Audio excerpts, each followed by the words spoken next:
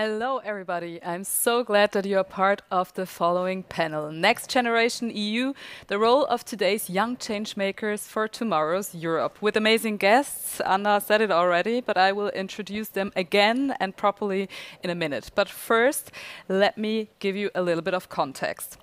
From the 44 European countries, 27 are considered as the European Union. What began as a purely economic union in 1958 has since evolved into an organization spanning many different policy areas. Whereas the European Union achieved a lot of progress since its hour of birth, the political atmosphere in Europe is a little tense right now. Let me give you a few examples.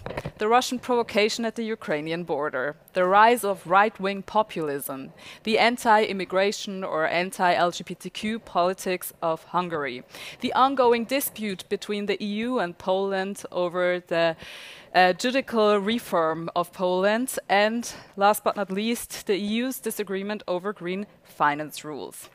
Aside from the political differences between and within the European countries, bureaucracy is a beast. To implement real change seems to be a lengthy and dissatisfying process. Until now, all of this sounds a little bit demoralizing, I know, but don't you worry, because there are people in Europe who are not willing to give up hope and with that achieve incredible things. From climate change to racial justice, these young change makers are rallying for a more sustainable, just and equitable future. These people are applying fresh ways of thinking to some of the world's most pressing problems, and that's what we want to focus on this panel. And with that, let me finally introduce you to my great guests, a few real change makers. Let's begin with Terry Reintke. Ms. Reintke is a member of the Greens EFA group in the European Parliament. There she campaigns for LGBTQ and women's rights, human rights, and stands up against the exploitation of European workers. Also part of this panel is Marie Chureau. She is a climate activist living in Paris normally, but today she's here. And she's also part of the C40 Global Youth and Majors Forum, a first-of-its-kind platform that brings together a group of youth climate leaders to work out how the vision of a global Green New Deal can be carried out in the cities across the world. And last but not least, a warm welcome also for Susanne Zels. She co-founded Values Unite, an initiative which promotes the creation of an European Civic Education agency, and their goal is to strengthen European values and thus social and European cohesion. And let me dive right in, Mrs. Zels. Ms. Zels, what would the tasks of this European agency look like exactly? So an agency for civic education is not such a novel idea in Germany. We have such an agency, but in many, many European countries, something like that doesn't exist. In fact, we are the only country that has something like that, which is due to our own history, where we learned that civic education is really relevant to keep regimes such as we experienced out of our societies. So this agency, its goal is to educate people, of course, provide resources, and these can be financial, but also human resources, support to educators that are willing to invest in civic competences of our society, of people living in Europe. Okay, and due to your experience, you focus your work on political education, like you said. What political conditions at country level would be needed to bring about equal possibilities in the European Union? So everybody always agrees that education is very important, but we often find that while every politician will agree with that, the degree of, say, resources provided to education vary quite a lot, and especially when it comes to civic education. It's quite a political topic because it's often considered something, national, to do with national political culture. But one precondition would be that all countries would provide equal resources to access for people to civic education. Currently, unfortunately, this is a topic which is exclusively dealt with at national level. I would very much like to bring it to the European level because I want this equal access, which we currently don't have. And I unfortunately don't see the willingness of member states to really invest in that. It's quite the opposite, unfortunately. For example, countries such as Poland, they are really pressing down on some civic actors that are providing civic education, keeping them out of schools. And this is something which we at the European level need to withhold. And are you trying to change that? Are you still like in touch with certain governments to talk about that subject, or how do I have to imagine the process? On the one hand, I'm in touch with national decision makers, but I've also very much focused on European decision makers, because I believe they are the ones that need to really step up for those European values that we so often talk about. And that could be one way of doing it. And I'm not saying that they haven't done so at all. There has been new funding opportunities out there, but they never touch upon education. But education is kind of the key. It's the key to many things, but it's especially the key to democracy and living democratic values. If we don't provide people with access to this knowledge and the skills to practice democracy, then we can't expect them to also stand up for their rights and their values at national level when governments start crashing down on those values. Absolutely. Miss Chureau, you're also fighting for more rights, or also a Green New Deal. C40 Global Youth works decentrally. Can you explain a little how you are working? Yes, it's operates in a decentralized way because we are 14 people, 14 climate activists from around the world. So technically, it's easier to work on a decentralized way. And furthermore, I think it's important to work in this way because we don't live the same way, we don't think the same way, and it's very important and very enriching and very interesting to work together and to have these whole opinions and these whole different opinions. And I think climate change is a global problem, and we have to work with international people to find solution, because it's a global problem. So we have to have many members, and these members have to be representative of the world. Yeah, and so you're meeting, for example, over Zoom, all of you leaders from different countries, and then try to work out how you can. With the COVID, it was complicated to act differently, so it was just on Zoom. And I think this year we will meet in one time in presential and with all the people, and many times in our continent. So I will meet the European members, and the other will meet in our continent. So and we meet also mayors, and that's very interesting. Also mayors are from all around the world, and it's very interesting, and we bring different solutions, and that's very enriching. Ms. Reintke, let's bring you also into the conversation. In a way, the European Parliament is also a network. Would you say there is an equal representation of the European people there, also of marginalized groups? Well, I think if you look at the numbers, you can already answer the question. I mean, we still don't have even gender parity. There are around 40% women in the European Parliament. When we look at representation of racial and ethnic minorities, it's even worse. I think before Brexit, we had around 5%. When you look at the overall population in the European Union, it's around 10%. So you can see that there is still a lot to do. Also, when we talk about people with disabilities and a lot of other minorities, I think there is still a way to improve the situation. However, maybe to note that progress has already been made. So the situation was much worse. In German, we have this saying, hast du einen Opa, schick ihn nach Europa. And we can say that the number of young people has actually increased in the European Parliament. So the average age now is around 49, which has gone down over the past years. Also, the number of women, of people from diverse backgrounds has gone up. But obviously, we want more. more. And for that, we need to get more people from diverse backgrounds elected to the European Parliament. Parties need to become more inclusive. My own party has started a process there. I think that all parties should really look at how they can become more accessible to people from different backgrounds. But I think, and maybe I can make this link, we also have to set the situation into a context. You have spoken about the democratic backsliding that we are seeing, the very dire attacks on the LGBTI communities, but also on women, on people from other minorities that we see inside of the European Union. And obviously that has a detrimental effect, that has a very negative effect for democratic participation of these groups. So I think also from a perspective of inside of the European Parliament, but also in democratic decision-making altogether, we really have to stand up to these attacks and say, look, we live in diverse societies, and we also want that our parliaments and all the institutions where decisions are being taken are representing this diversity. Okay.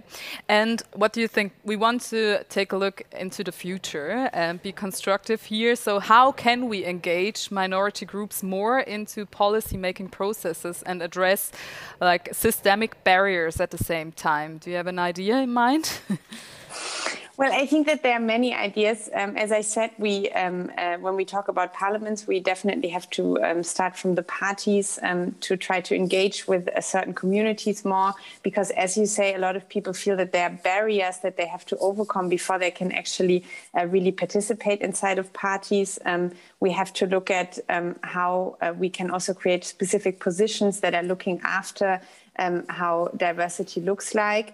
And I think we also have to showcase the very positive role models that we already see and give space to that. We just recently had the election, the midterm election of the president of the European Parliament, and a colleague of mine, Alice Bah Kuhnke from Sweden, a former minister and a black woman herself, ran for this position. Unfortunately, she was not elected in the end, but still with her candidacy, she already wanted to make the point.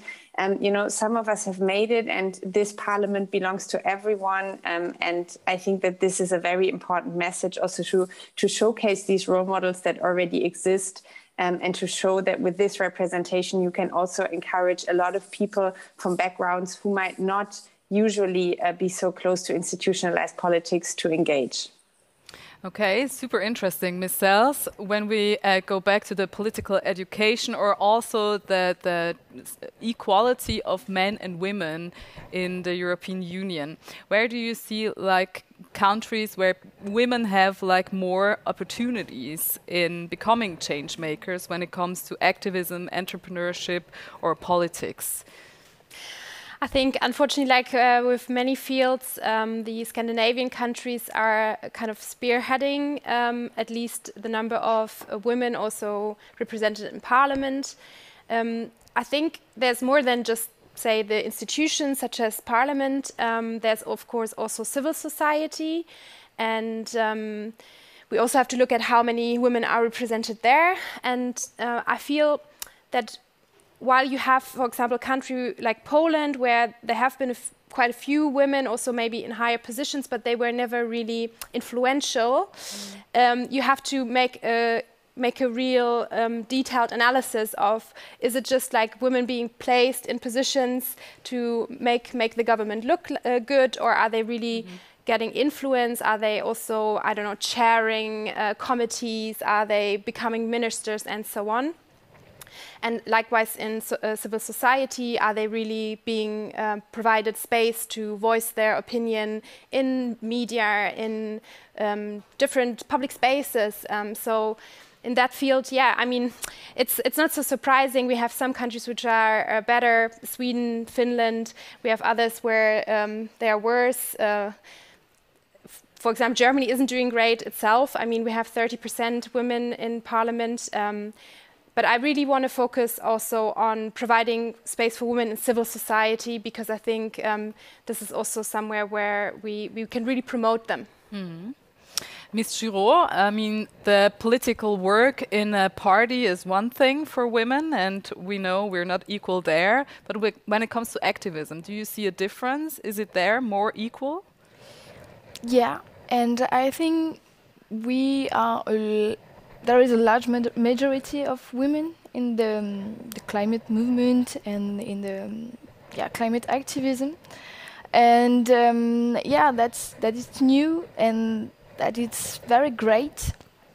And so we have also a new way of thinking, and it's we're hopeful.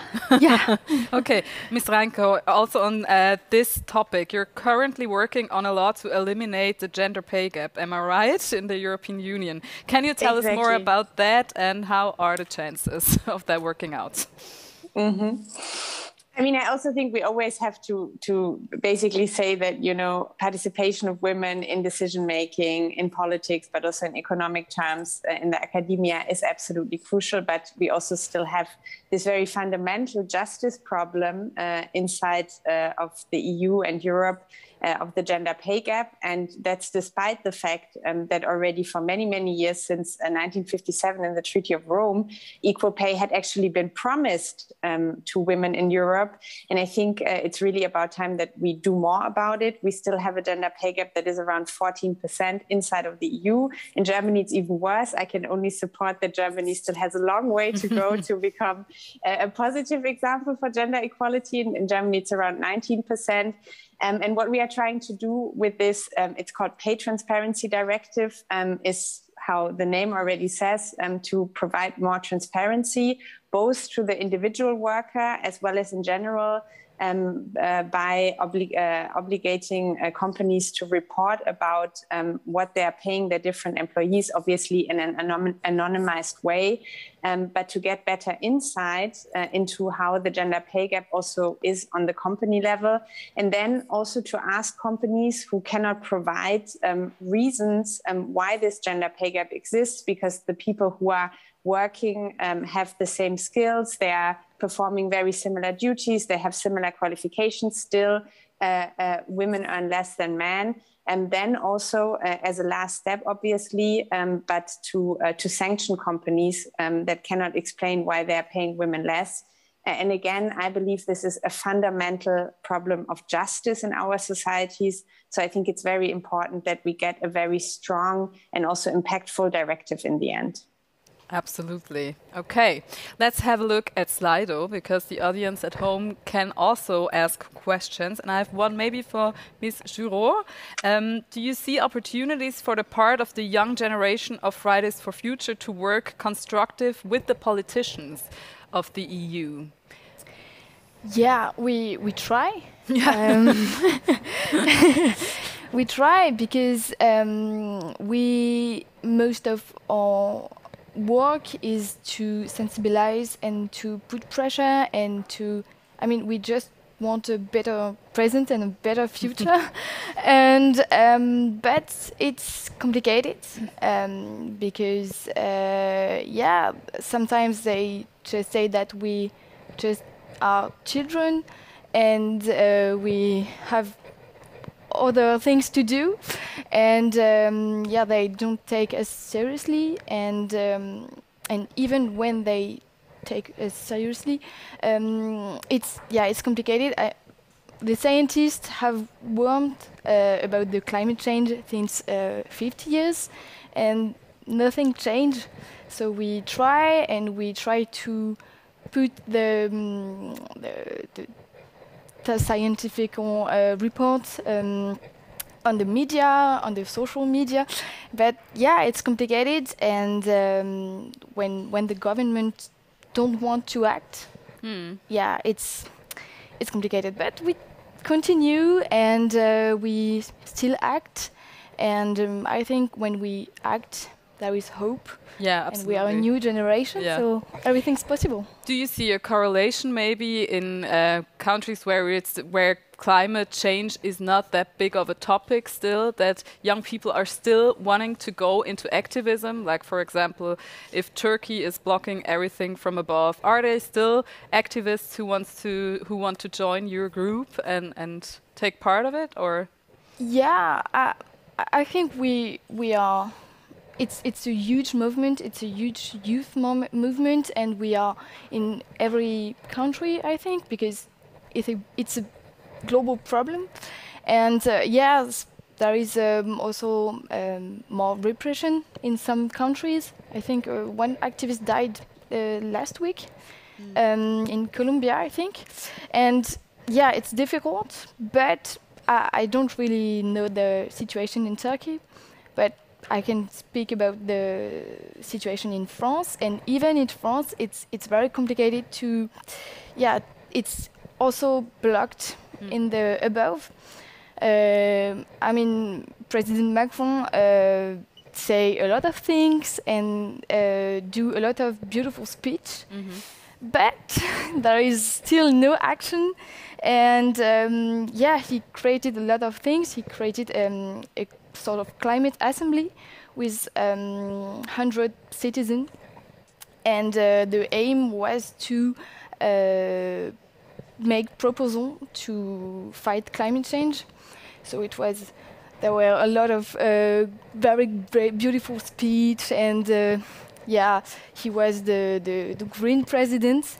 But on the 100 proposal, only 12 were applied, and it's just that, and it's always like that. And even if it was approved by the scientists, by the population, because it was a popular assembly, it's when the president don't want to act, then nothing changes. Exactly. That's complicated. Yeah, it is. Okay, Ms. Zels, we agree on it's difficult for a lot of people to go into politics or to participate even. What do you think, what are the biggest incentives for political participation? Wow, it's a hard word, but you know what I mean, right? For political parties too? The hurdles to take part in politics, like where you think maybe it's not self-effective or you don't even dare to be active. I've myself been engaged, let's put it that way, in various types or ways in politics for many years. And I find the number one resource you have to have is time. And not everybody has same amount of time. They can apply to volunteering or to like a cause they really want to fight for. So I think this is one very important reason why we have to, and time of course goes with financial resources, because if I don't rely on wages, then I can maybe have more free time to commit to politics. Yeah. But those are sort of the very basics.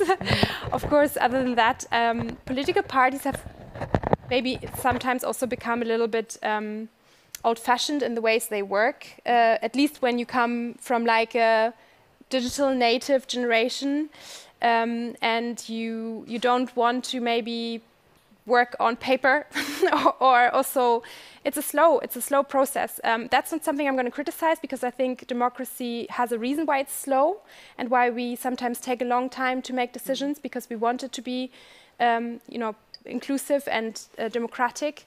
But this is also not really going with the way our society is developing. We're becoming faster at everything. True. And then democracy isn't really becoming faster. Maybe that's something we can also change through some digital tools or digitalizing democracy. Those are some reasons, but also it's really about this access to spaces where you can engage. So we speak of something that's called shrinking civic spaces in Europe. So there's some regions, I would say Berlin, for example, as a metropolitan region, you have plenty of opportunities to get engaged here, or to maybe voice your opinion or fight for your causes in various organizations, NGOs. Whereas in other areas, maybe a rural area, I'm not saying that all rural areas lack civic spaces, but some certainly do, you will have a lot less opportunity to do so. And of course, this is something we need to really work on. We have to have these civic spaces, we have to have access to civic education, so that people also have the skills and the knowledge they need to then maybe organize themselves to fight for climate protection or whatever else it might be that is really important to them. Okay. Ms. Reintke, when we hear all of that, we know, okay, bureaucracy is a beast, like I said in the intro, and Ms. Zels also pointed out right now, it's taking some time, the progress, and also the countries of the European Union are not at the same page in so many ways and topics. So do you sometimes question a positive future for the European Union? I mean, it's a destructive question, I know, but still, it's hard to stay positive sometimes. It is. And you know what, politics can be mega frustrating. And you know, there are things that are not moving as fast as we would like. And especially on European level, when you always have 27 that kind of need to be, you know, come together and compromise on something. And then you have a lot of different things that are blocking and not making it possible to move as fast as we would like to, especially in questions where we need to move fast. You know, in climate change, we need to move fast. It's not something where we have so much time left. So yes, there are moments when indeed also I am very frustrated and I'm like, oh God, I don't know if you have seen this movie, Don't Look Up on Netflix. Yeah, I've seen it. You have the feeling like, why don't you get it? That we need to do something. And yes, so I can very much relate to what you said. I think at the same time, and this is maybe a little bit more on a positive note, I'm in the European Parliament now for almost 8 years. And I can tell you 5-6 years ago, the topic of climate change and that we had to do something, it was so hard to even get the smallest issues into agreements, into resolutions in the European Parliament. Even the Conservatives, they were so blocking everything. And then you could see when the Fridays for Future movement became bigger and bigger, and there was so much pressure from the street that suddenly a momentum came up. And, you know, in the European Parliament, we suddenly had majorities where even the Conservatives were taking part that we could have never dreamt of a couple of years ago. So I think that while there is this frustration, there are also so many positive things that at least I see happen all around that give me a lot of hope that things can actually move. And I still believe that we can turn this around and that we can make a difference. And this is, I think, what then in moments when I'm very frustrated keeps me going. Really nice. So I have a question from Nuria Köchlin, and I think it's a really important one. I would ask you that, Ms. Reintke, also. And it is, what can I do as an individual to push more, for example, for climate action? It can be a different topic, and for more women in power. And I think this is a question we ask ourselves so often. What can I do as an individual when everything seems so massive and so complicated? Well, I would say get engaged, get organized, participate, because all of these things, I mean, sometimes I think from the outside, when you look at parliaments, it seems that there are these big black boxes where some people go in and then make some decisions about things. But I can tell you that I think on a very positive note, we see and we engage with what is happening in the streets because we have to. And I think that this is something that I would always encourage people to do. To use the space that we have in democracies to make their voices heard, to put pressure on politicians. And maybe I can say this, not to say that, you know, it's everything great in countries like Germany, but I really think that when you look at countries where there is such a big attack on civic participation, where activists are being put under pressure, where they are facing repressions just for participating in the political discourse, I think it also gives you a very good perspective of how important it is for functioning democracies that people engage, obviously, on issues like climate change.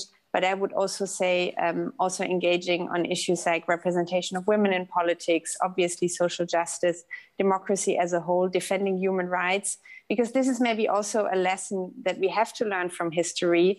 You know, a lot of progress has been made, but nothing is set in stone. So also things can turn backwards. And I think that it's very important that we not only stand up to move things forward and to create a brighter future, but also obviously defend what we have and stand very strong on the democratic standards that we have established. Okay, that was motivational. I like it. Ms. Chureau, when you look back, when you knew, okay, I want to be an activist or I want to do something about the situation, how did you take action? How did I take action? Did you just went to the homepage Fridays for Future or C40 Youth Forum and said, hey, I want to be part of it? Or how did it work? No, it was before the creation of Fridays for Future. I was raised in the west of France, near the Atlantic Ocean. And my grandparents live on a small island. And I learned that this island can disappear in 20 years. And these are the landscape of my childhood. And it's when I go to the beach today, it's not the same as it was before. And beaches are no longer accessible. It's really, there is clear difference. And so I've began to read reports and scientific reports, and I've learned many things. And I was very frustrated. And then I organized strike. It was like, on the beginning of the movement. So I've kind of created, because in France we didn't have whole movement directly. We just organized ourselves in our towns, and then we met up and we created the Youth for Climate France, but it was at the same time of Fridays for Future. And Youth for Climate France, it's the French part of Fridays for Future. So I wanted to act, and we organized strike, and we. So you really took your chance and made it happen by yourself. Okay. Yeah, great. Ms. Zels, you are focusing right now on political education. How did you come about that? And how did you get into politics, first of all? It's not the field that I focused on professionally. I kind of stumbled into it. It was 2015 when the Schengen Raum was being questioned, and I myself have really made a lot of use of that. First of all, because my family lives in Poland, so I travel back and forth between Germany and Poland a lot, and I very lively remember standing at the border for like 2 hours in a car. And I'm very happy that we now have Schengen and I don't have to wait for my passport to be checked anymore. And then also I studied abroad, I did some internships abroad within Europe, so I really took advantage. And when 2015 people started talking about Schengen maybe being dissolved or abandoned, this really shook me up, and I decided, okay, I need to somehow do something about this. So I joined a few organizations, NGOs, and stuck with one called Polis 180, a grassroots think tank based in Berlin. Started to work on European policy there and really got into this topic, started organizing events to kind of bring the attention to what I was concerned about. And I actually had a really positive experience because, I was no expert in this field. I was just a concerned citizen, I guess. But very quickly we got invited by decision makers to join discussions, join working groups. I was asked to join a working group in the Foreign Office in Berlin to kind of, give our input, share our ideas, and to be consulted. And for me, it was a very empowering experience. And from then onwards, I kind of got more and more sucked into it. I guess that's the way it goes. Okay, lovely. Another great question from Norbert Stiepel. And I think it comes from the lack of trust maybe also into politicians. Ms. Reintke, I will give that one to you because he asks, don't you think that the European Parliament needs more pressure from the people outside? Absolutely. I can only completely agree. No, maybe, because I also come from a background of doing activism myself. And I always still see that, I'm with one leg in the parliament and with the other leg, I'm also still in the street. So I absolutely think that for us, I mean, to move any progressive issue forward inside of the European Parliament, it literally never happens unless we have people who are demonstrating and organizing actions and, you know, make petitions. And this is really, I mean, on climate change, but I mean, you can have examples, an endless list of examples. When we talk about environmental legislation, this is very often because citizens bring it up. When we talk about democratic renewal, reforms to have more transparency, when we talk about trade policy on a European level, a lot of things could actually be changed because people were in the streets. When we talk about social issues, unless you have a strong trade union movement that is asking for workers' rights, it is very, very difficult to move progressive issues forward. So I think that this is absolutely needed. And I also think having parliaments and voting and, you know, being engaged in these debates is very important. But a democracy can only live with a very active civil society. And I don't only mean an organized civil society, but also really citizens that engage. Because if you don't have that anymore, what is being debated in the parliament and also institutional issues become very sort of far away from the citizens. And this is why I think that, you know, if you want to change the European Union, if you are upset about things that are happening inside of the European Union, I'm very upset about a lot of things that are happening, then really try to use the space that you have and get engaged, go to the streets, get active in NGOs in different places on platforms, exchange your views, organize yourself, because otherwise, you know, even with the greatest people being elected into parliaments, things are not going to move forward as we would want them to. Okay. Ms. Chureau, in activism, social media also plays a huge role. We talked about demonstrating on the street and in the cities, but what experience did you make with social media? How effective is it when it comes to activism and movements? Yeah, social media have a big place on our activism. Because, yeah, as I said, we have it's sorry. No worries. The whole part of our activism is to inform and to put pressure, and the social media are very useful for that. And it's also, a media, so we can express ourselves. For example, in France, the topic climate change is not really treated by the media. I think it's like 1%. And still during the election and the campaign election, it's really complicated to speak about climate change. So it's also a way to express ourselves and to inform what's going on and how can we act. So that's really useful. And it's also useful to meet each other because, as I said, we are an international movement and it's complicated to meet each other in real life. So, that's a big part. And I think it's a complementary way to act. I think we don't just act on social media, we also act on the streets, on the, we just a cherry on top. And it's complementary to the real action, and